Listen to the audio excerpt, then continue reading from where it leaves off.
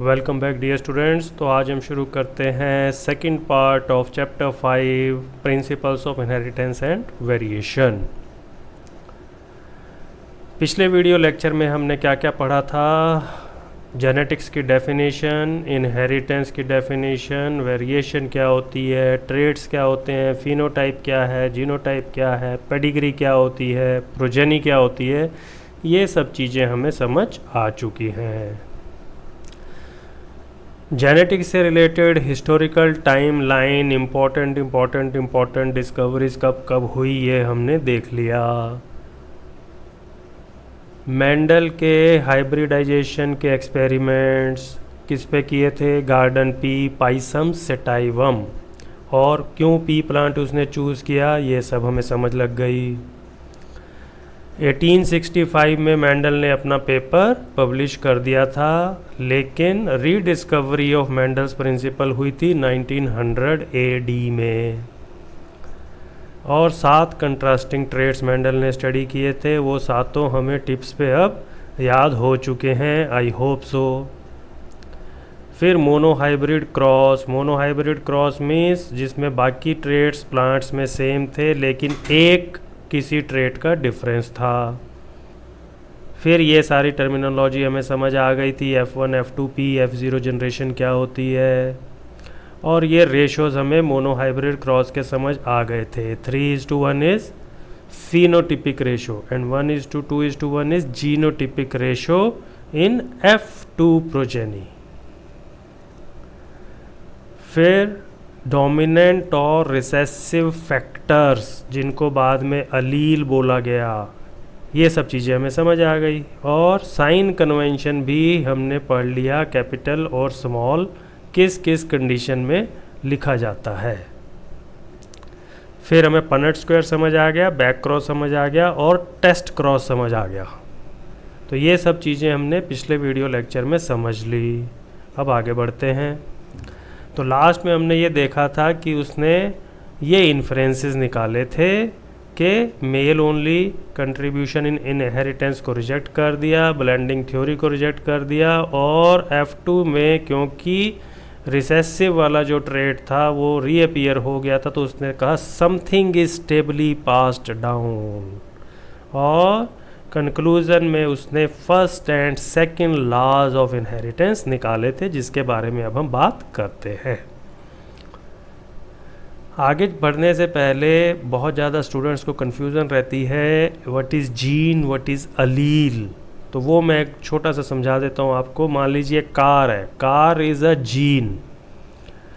ये कार ऐसे भी हो सकती है, ये कार ऐसे भी हो सकती है, ये फॉर्म्स हैं कार की ही है, ये भी कार, ये भी कार, लेकिन ये दोनों फॉर्म्स हैं। इन फॉर्म्स ऑफ जीन को बोलते हैं अलील्स, और अलीलोमॉर्फ्स भी बोलते हैं इनको।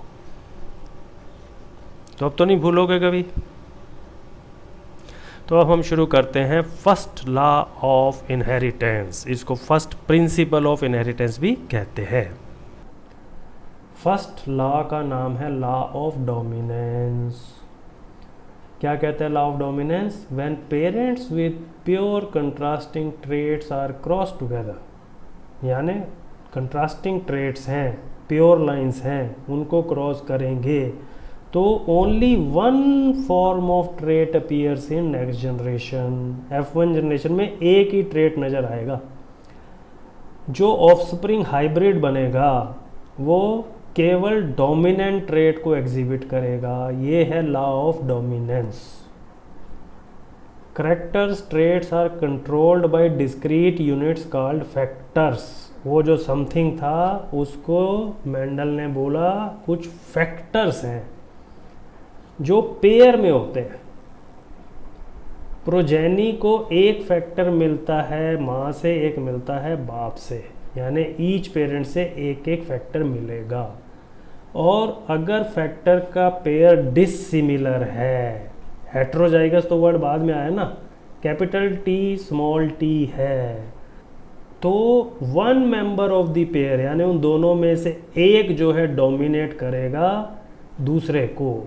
और अपना ट्रेट एक्सप्रेस कर देगा, यानी एक डोमिनेंट होगा, एक रिसेसिव होगा। ये है लॉ ऑफ डोमिनेंस। फैक्टर्स को अब हम बोलते हैं genes. Genes are units of inheritance.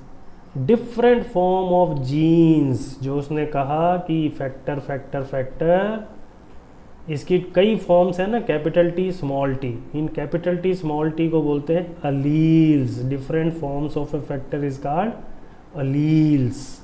तो एक्चुअली फैक्टर्स को आप अलील्स भी कह सकते हो। फिर उसने दिया second law of inheritance.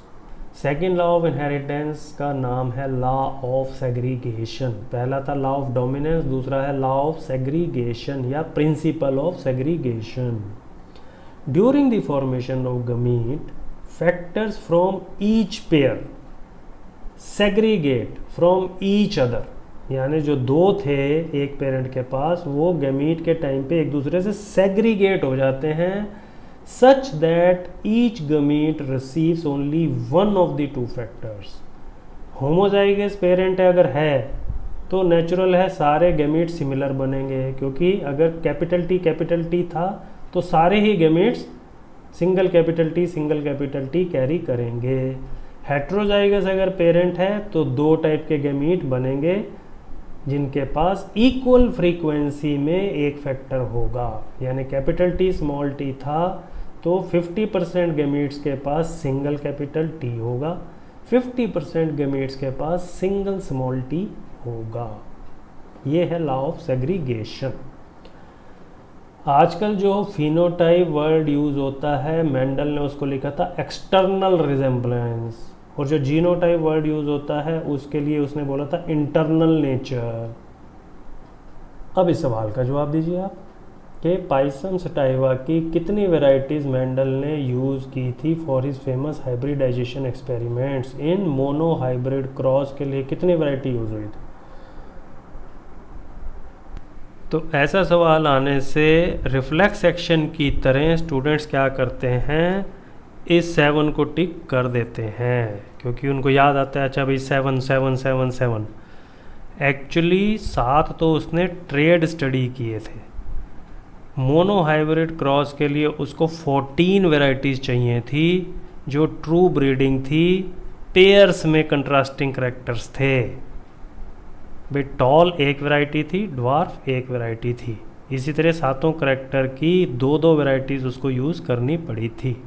Contrasting character का मतलब होता है टॉल ड्वार्फ, मतलब टॉल वाला 6 to 7 फीट टॉल था तो ड्वार्फ वाला 1 फीट टॉल था, ताकि दूर से देखने से पता चल जाए। 3:1 की रेशो बार बार मैं दिखा रहा हूँ, याद कर लें। Phenotypic ratio, capital T small T 1:2:1 is called genotypic ratio. अब हमें समझ आ गया कि ये कैपिटल टी स्मॉल टी, फिर स्मॉल टी, ये स्मॉल और कैपिटल ये अलील्स हैं, फैक्टर्स हैं। दो फैक्टर एक ही जीन के, दो अलील एक ही जीन के।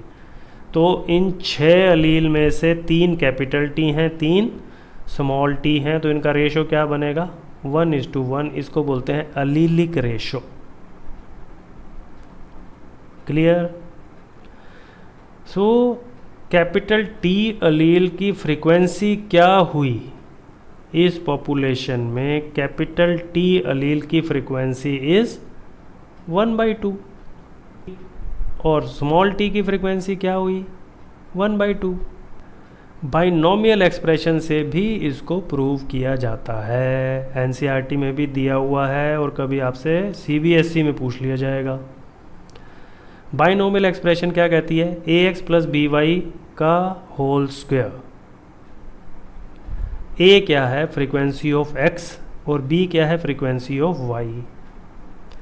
ax + by का होल स्क्वायर इज, इससे सॉल्व कर सकते हैं ए प्लस बी का whole square is A square plus B square plus 2ab या A square plus 2ab plus B square, ये अलजेब्रा से हम जानते हैं।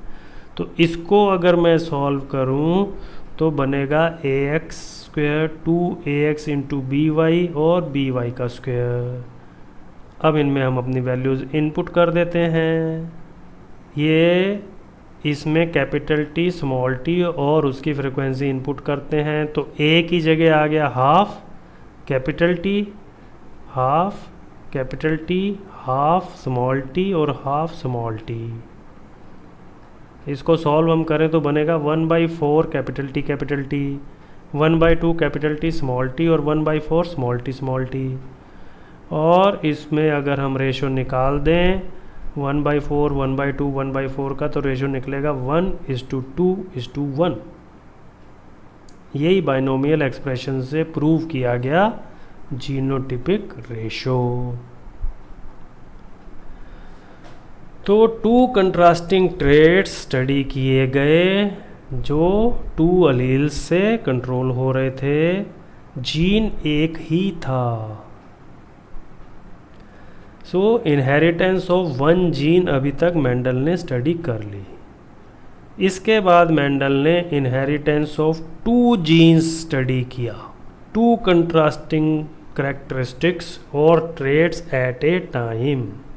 उसे बोला गया डाई हाइब्रिड क्रॉस। अभी तक हम पढ़ रहे थे मोनो हाइब्रिड क्रॉस, अब हम पढ़ेंगे डाई हाइब्रिड क्रॉस। ये है dihybrid cross. 2 contrasting characters हैं, सीड शेप राउंड या रिंकल, सीड कलर येलो या green, capital R capital R capital Y, क्योंकि ये सब चीज़ें तो सिंगल ट्रेट के टाइम पे मेंडल जान चुका था, तो उसने सोचा अब 2 को स्टडी करता हूँ। ये है homozygous recessive small Y F1 generation capital R capital Y small y, और ये डोमिनेंट है येलो एंड राउंड। F1 तक क्लियर हो गया। F1 से जो गमीट बने वो ये बनेंगे 1/4 ये, 1/4 ये, 1/4 ये, 1/4 ये। कोई डाउट तो नहीं है, ये बना लेंगे आर वाई के साथ, फिर कैपिटल आर स्मॉल वाई के साथ, स्मॉल आर कैपिटल वाई के साथ और स्मॉल आर स्मॉल वाई के साथ। सेम बनेंगे मेल के गैमीट्स और पनेट स्क्वायर बना देते हैं इनका, very easy. Capital R capital Y capital R capital Y, तो दोनों कैपिटल आर दोनों कैपिटल वाई। फिर इसको और इसको कर दिया capital R capital Y small Y. फिर इसको इससे कर दिया, इसको इससे कर दिया, इसको इससे कर दिया, इसको इससे कर दिया, इसको इससे कर दिया, इसको इससे कर दिया। इस तरीके से पनेट स्क्वायर हमारा बन गया। और कैपिटल आर जहाँ जहाँ है वहाँ राउंड हो जाएगा, ये हमें पता है क्योंकि वो डोमिनेंट है, चाहे वो सिंगल आर है कैपिटल।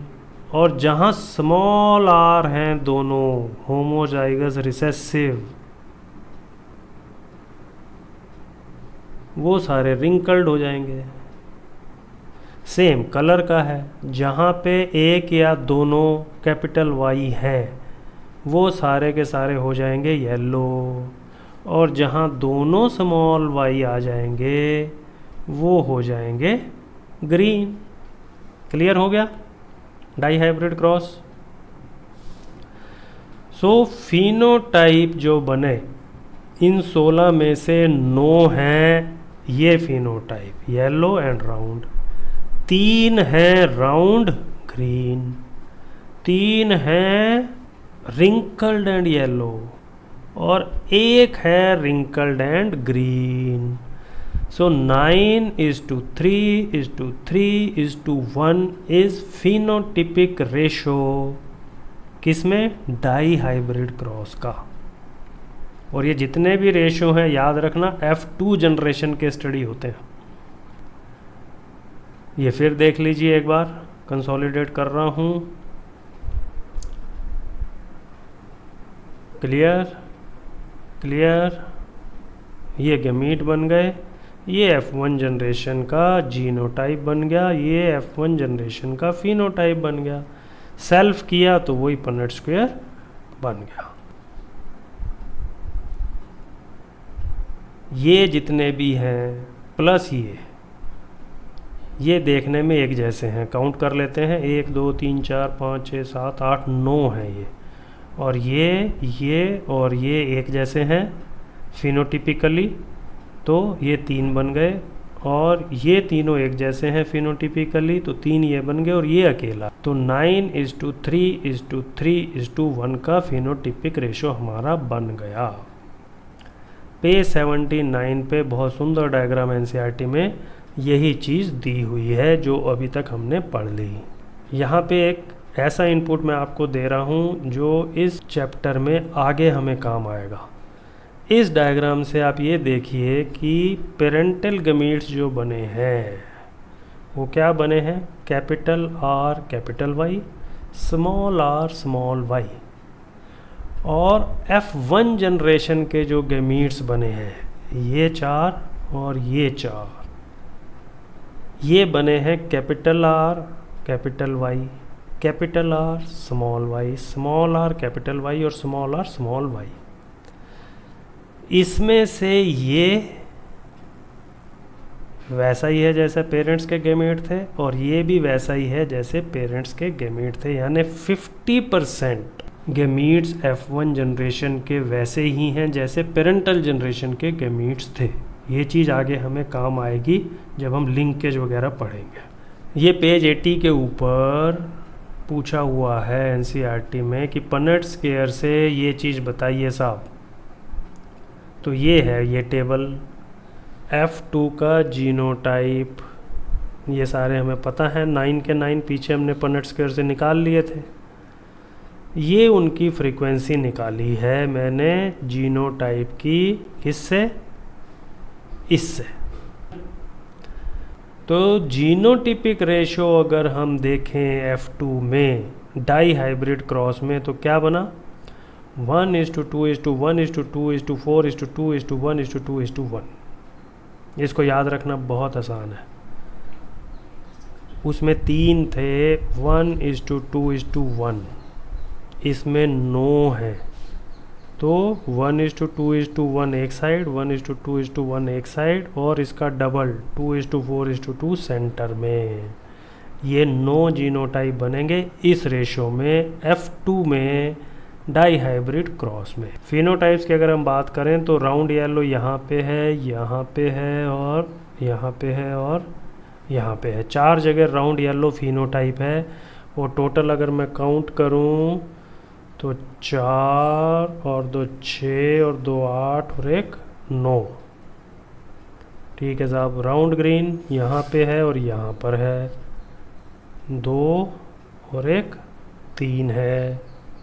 फिर रिंकल्ड येलो 2 जगह है, 2 और 1 3 है, और रिंकल्ड ग्रीन सिंगल है 1। तो 9:3:3:1 इज फिनोटिपिक रेशो। ये जीनोटाइप लिखने बहुत आसान है। पहले सारे चारों के चारों कैपिटल ले लीजिए, फिर लास्ट वाले एक को स्मॉल कर दीजिए, फिर दोनों को स्मॉल कर दीजिए, फिर इन दोनों कैपिटल में से एक स्मॉल कर दीजिए, फिर ये और ये स्मॉल कर दीजिए, फिर 3 स्मॉल कर दीजिए, फिर ये तीनों स्मॉल आर के साथ 2 कैपिटल, एक कैपिटल, एक स्मॉल, दोनों small. As simple as that. पहले तीनों में कैपिटल आर, नेक्स्ट तीनों में कैपिटल आर, नेक्स्ट तीनों में स्मॉल आर, और इनके साथ capital Y capital Y capital Y capital Y capital Y capital Y लगा दीजिए। फिर capital Y small Y capital Y small Y capital Y small Y लगा दीजिए। और फिर small Y small Y small Y small Y और small Y लगा दीजिए। तो ऐसे बना लीजिए जीनोटाइप F2 के। ये स्टडी करने के बाद थर्ड लॉ और प्रिंसिपल ऑफ इनहेरिटेंस दे दिया मेंडल ने। इसको सेकंड सेट ऑफ जनरलाइजेशन लिखा हुआ है एनसीईआरटी में। क्यों? फर्स्ट सेट ऑफ जनरलाइजेशन तो मोनोहाइब्रिड क्रॉस के बाद दिया, सेकंड सेट डाईहाइब्रिड क्रॉस के बाद दिया।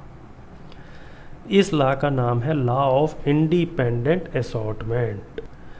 When two pairs of traits are combined in a hybrid, segregation of one pair of characters is independent of the other pair of characters। यानी round, wrinkled और yellow green दोनों ने आपस में एक दूसरे को पकड़ के नहीं रखा हुआ था। वो कहाँ जा रहा है और वो कहाँ जा रहा है एक दूसरे को इन्फ्लुएंस नहीं किया, इंडिपेंडेंट थे। वो अपना काम कर रहा है, वो अपना काम कर रहा है। यही है law of independent assortment. Assortment का मतलब होता है distribution. The alleles of two or more different genes get sorted into gametes independently of one another। एक दूसरे के साथ हाथ नहीं पकड़ा हुआ। allele a gamete receives for one gene does not influence the allele received for another gene। Clear हो गया साहब ये लाइन भी? Genes do not influence each other with regard to the sorting of alleles into gametes। Every possible combination of alleles for every gene is equally likely to occur। ये हमने देख लिया। Genes of different traits segregate independently during the formation of gametes। ये चारों लाइनें एक ही बात कह रही हैं, लैंग्वेज अलग अलग है। क्लियर? तो ये है students law of independent assortment, third law of inheritance. First law को law of dominance and uniformity भी बोलते हैं। तो तीनों लॉ हमें समझ आ गए। मोनोहाइब्रिड क्रॉस से कौन सा लॉ निकला और डाईहाइब्रिड से कौन सा निकला, बताइए मुझे। ये दोनों निकले मोनोहाइब्रिड से, ये निकला डाईहाइब्रिड से। इसमें से ये निकला F1 जनरेशन से और ये निकला F2 जनरेशन और उसके टेस्ट क्रॉस से। क्लियर? और लास्ट में एक बार ये रेशो फिर से रिवाइज कर लीजिए। दिस इज फिनोटिपिक रेशो किसका? मोनोहाइब्रिड क्रॉस का F2 जनरेशन में। ये जीनोटिपिक रेशो किसका? मोनोहाइब्रिड क्रॉस का F2 जनरेशन में। ये फिनोटिपिक रेशो किसका? डाईहाइब्रिड क्रॉस का। और ये जीनोटिपिक रेशो डाईहाइब्रिड क्रॉस का F2 जनरेशन में। तो यहाँ तक के लेक्चर को डियर स्टूडेंट्स एक बार ध्यान से दोबारा देख लेना और अपनी नोटबुक में ये नोट्स खुद की राइटिंग में बना लेना। तो नेक्स्ट वीडियो में हम इससे आगे फिर बात करेंगे। Thank you.